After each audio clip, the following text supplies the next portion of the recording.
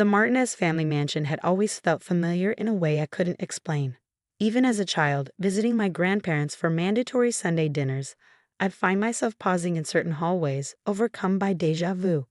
The curve of the grand staircase, the way sunlight fell through the stained glass windows in the library, the peculiar echo of footsteps in the east wing. It all resonated with something deep in my memory. "Elena, stop dawdling," grandmother would snap, catching me running my fingers along the mahogany wainscoting.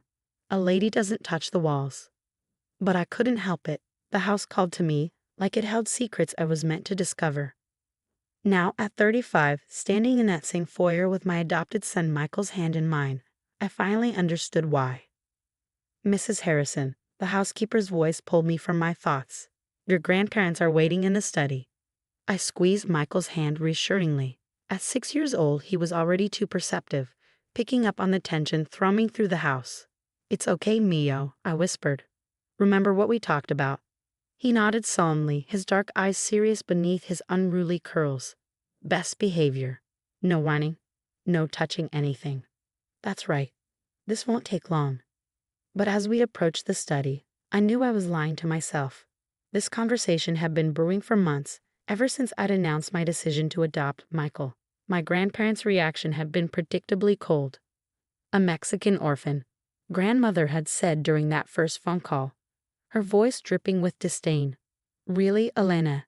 If you're so desperate for a child, we could have arranged a proper adoption. There are agencies that specialize in better backgrounds." I'd ended that call abruptly, but the comments kept coming. Subtle digs during family events, pointed remarks about bloodlines and heritage, casual mentions of other potential heirs who had real claims to the Martinez fortune. The study door swung open, revealing my grandparents in their usual positions. Grandfather behind his massive desk, grandmother perched on the antique settee by the window. They looked like aristocrats from another era, which I suppose they were, in their minds at least. "Elena," grandfather's voice was clipped. Punctual as always, his eyes fell on Michael, narrowing slightly. "I see you brought the boy." "Michael," I corrected firmly. "Your great-grandson's name is Michael." "Please sit." Grandmother gestured to the leather chairs facing the desk. "Maria, bring us tea, and perhaps some juice for the child." Michael climbed into one of the oversized chairs, his feet dangling above the Persian carpet. He looked so small in that imposing room, surrounded by oil paintings of stern-faced Martinez ancestors. But his spine was straight, his expression composed. Pride swelled in my chest. My son might not have their blood, but he had more dignity in his little finger than they had in their entire bodies. "We've asked you here today," grandfather began, shuffling through papers on his desk, "to discuss a matter of some delicacy. As you know, your father's passing last year significantly altered the family's succession plans. My father's death had been unexpected. A heart attack at 58. We hadn't been close, his dedication to the family business leaving little time for actual family, but his death had still left a hole in my life. More significantly, it had left a hole in the Martinez family hierarchy. As an only child, I was suddenly next in line for everything: the business, the properties, the responsibility of carrying on the family name. "The Martinez legacy spans 6 generations," grandmother added, accepting a teacup from Maria. "6 generations of careful marriages, strategic alliances, and proper breeding. Surely you understand why we have concerns about your recent decisions." "If you mean my decision to adopt Michael," I said evenly, "I don't see how that affects anything. He's my son, legally and in every way that matters." "But he's not a Martinez." Grandfather's voice was sharp. "Not really. The family trust is quite specific about bloodlines and inheritance. We've had our lawyers review everything, and they agree. Adopted children have no claim to the primary estate." I felt Michael stiffen beside me. Though young, he was old enough to understand rejection when he heard it. I placed a protective hand on his shoulder. "That's fascinating," I replied, keeping my voice steady. "Especially since I distinctly remember you telling me that family was about more than blood when you took me in after my mother disappeared." The temperature in the room seemed to drop 10 degrees. Grandmother's teacup clattered against its saucer. Grandfather's face went through several interesting color changes. That was different," he sputtered.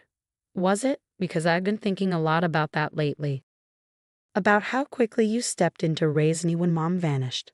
About how you never seemed to look for her, never filed a missing persons report. About how familiar this house has always felt. Elena, grandmother's voice held a warning. Some things are better left in the past. But I wasn't finished. I hired a private investigator last month. Would you like to know what he found? Grandfather stood abruptly, his chair scraping against the hardwood floor. This meeting is over. Take the boy and go. His name is Michael, I said again, standing as well.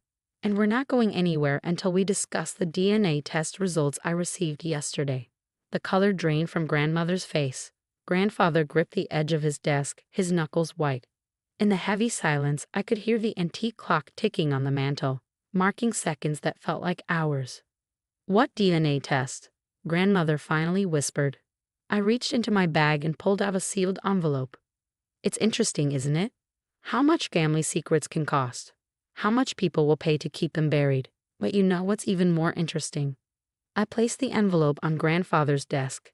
How much truth can reveal itself through simple genetics? Mammy? Michael's voice was small, uncertain. Can we go home now? Soon, Mio, I promised, not taking my eyes off my grandparents. First, we need to hear a story. A story about a young maid who worked in this house 29 years ago. A maid who caught the attention of the family's only son. A maid who disappeared shortly after giving birth to a baby girl. Grandmother's teacup slipped from her trembling fingers, shattering on the hardwood floor. The sound echoed through the study like a gunshot. Her name was Isabella Ramirez. I continued, my voice steady despite the thunder of my heart.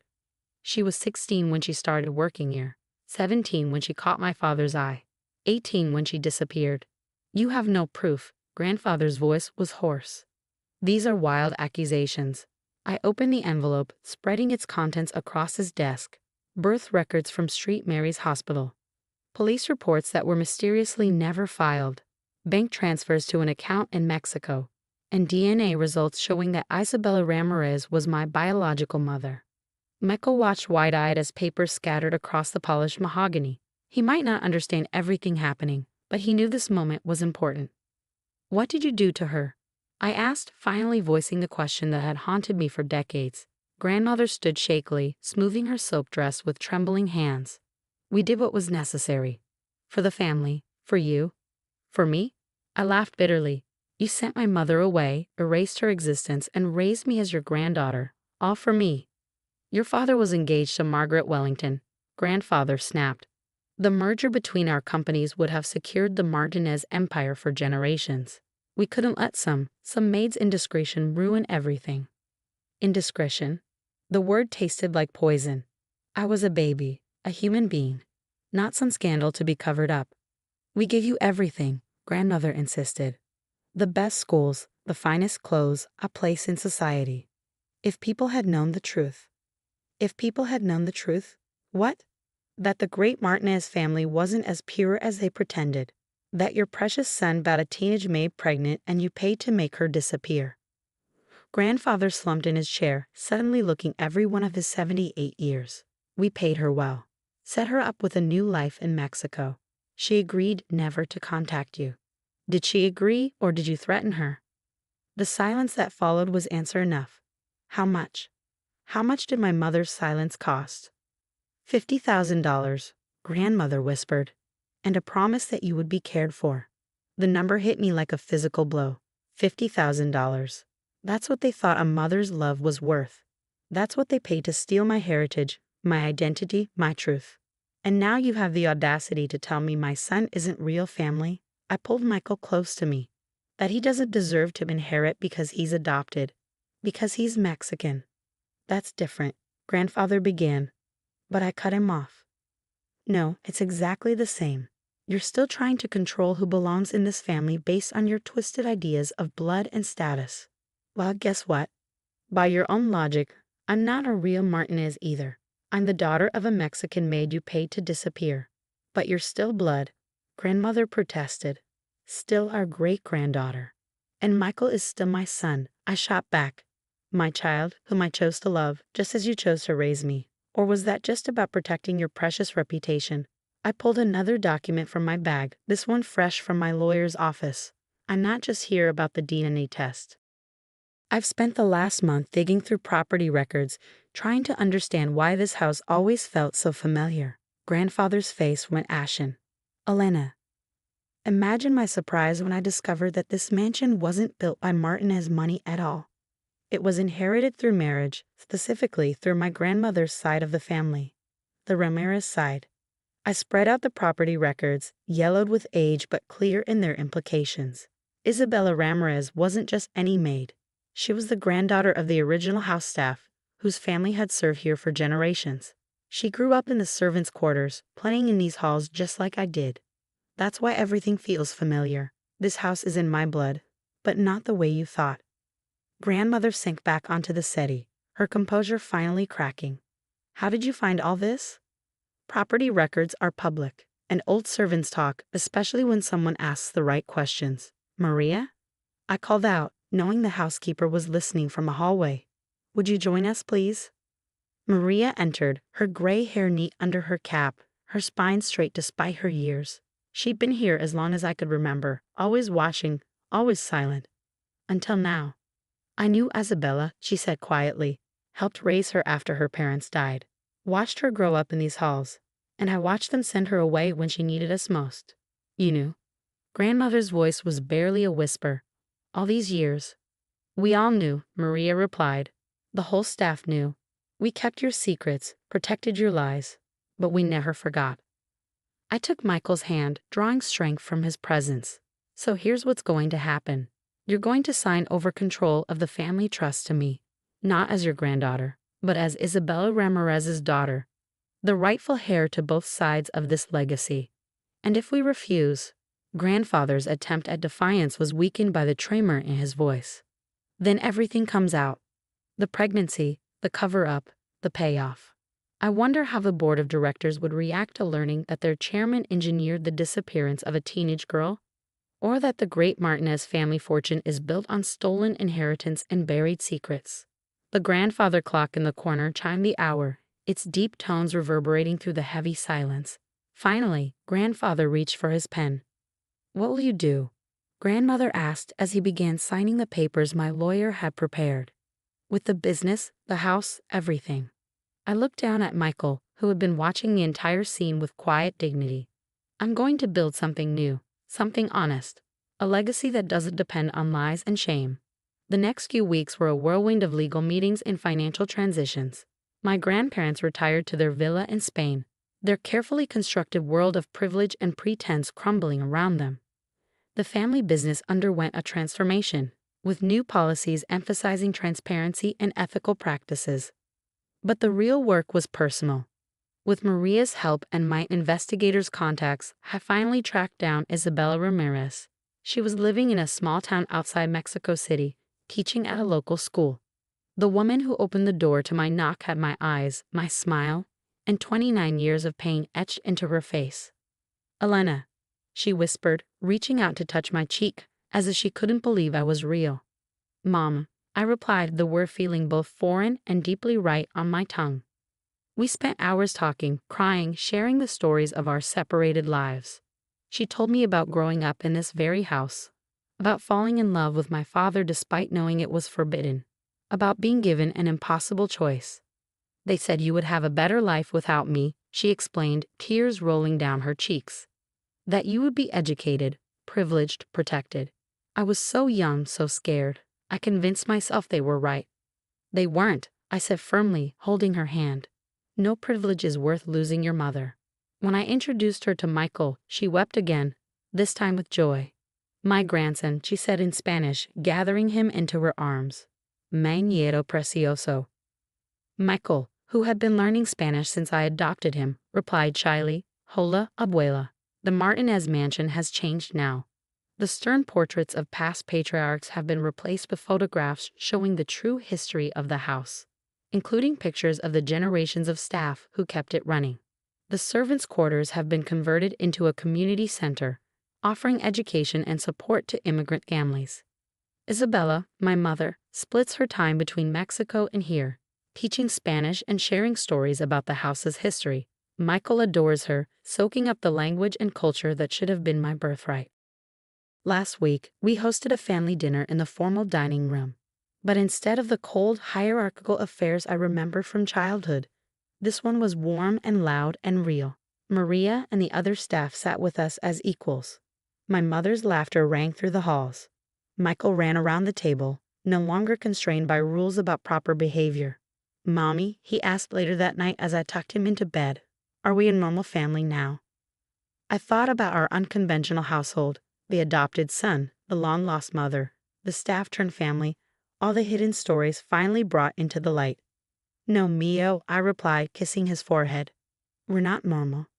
We're real, and that's much better." The next morning, I found my mother in the library, running her fingers along the same mahogany wainscoting that had always drawn me. "I used to do this too," she said, smiling at the memory. "The house remembers, even when people try to forget." "Did you ever think you'd be back here?" I asked, joining her by the window. "Never," she admitted. "But life has a way of bringing truth to light. Your son taught me that." I raised an eyebrow. "How so?"